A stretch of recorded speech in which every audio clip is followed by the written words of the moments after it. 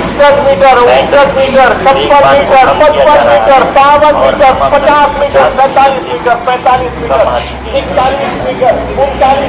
39 metre 33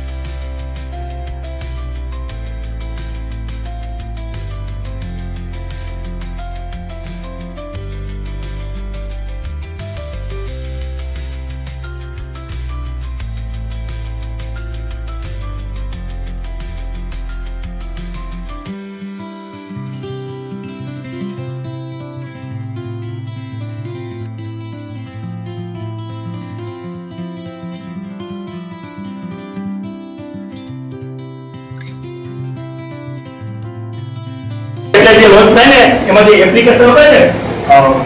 mobile application આવે એની application આવે ઈ application માટેના કોડિંગ માટેની જે આખી છે ઈ ક્યાં આવેલું છે ગુજરાતમાં આવેલું છે આપણા રાજકોટના પાર્ટ્સ પણ આની અંદર વપરાય છે સૌરાષ્ટ્ર આપણું જોડાયેલું છે આની સાથે એની ઈસરો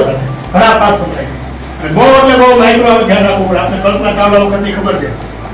કોલંબિયા યાન છે એ ભરતા આવતી વખતે ફૂટી બ્રેક આવી છે શું કામ માત્ર 13 સેકન્ડની 13 મિનિટની વાર અંદર આવવાની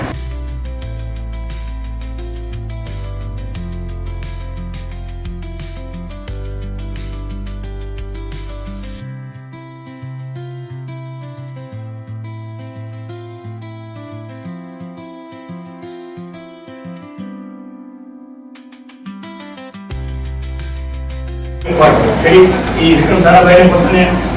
આપણે સપનું હતું એના કારણે આર્યભટ્ટ નામે આપ્યું વિશ્વમાં પહેલા તો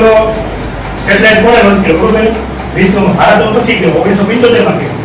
પહેલા તો વિશ્વમાં કોણે લોન્ચ કર્યો અમેરિકાએ કર્યો રશિયાએ કર્યો શું નામ હતું આ 14 જુલાઈએ ચંદ્રયાન તમારું નીકળ્યું હતું 3 અને 23 ઓગસ્ટે ચંદ્રયાન એક મહિના કરતા પણ વધારે સમય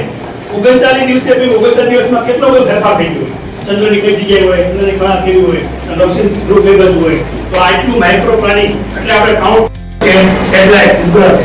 એમાં કૃત્રિમ ઉપગ્રહ છે ભારતમાં ઘણા કૃત્રિમ ઉપગ્રહ બન્યા છે ભારતની બધી મોટર પણ વૈજ્ઞાનિકો જાય એવો પ્રયાસ છે તેના માટે આવા આપણે સંશોધન અગાઉ કરવા પડે તો આ સંશોધનની એક પાયાની શરૂઆત હતી ચંદ્રયાન 3 હવે ગગનયાન આવશે તો જે સોલાર પ્લેટ છે સિલિકોનની એ ઉપગ્રહથી માંડી દરેક જગ્યાએ આપણે કહીએ કે પુનઃ પ્રાપ્ય ઉર્જા સ્ત્રોત સંશોધનને મળે છે જેને કારણે આપણા સેટેલાઇટ સતત આપણે ચંદ્રની ધરતી ઉપર વિકસ્યું લેન્ડ થયું ત્યાર પછી આપણે ઘણા સંશોધન કરી મળ્યા તમને ખબર હોય તો એમાં ચંદ્રની ધરતી ઉપર જમીનમાં એલ્યુમિનિયમ કેટલું છે સિલિકા કેટલું છે સલ્ફર કેટલું છે આ દરેક બાબતો એણે સંશોધન કરી આપણા વૈજ્ઞાનિકોને મળી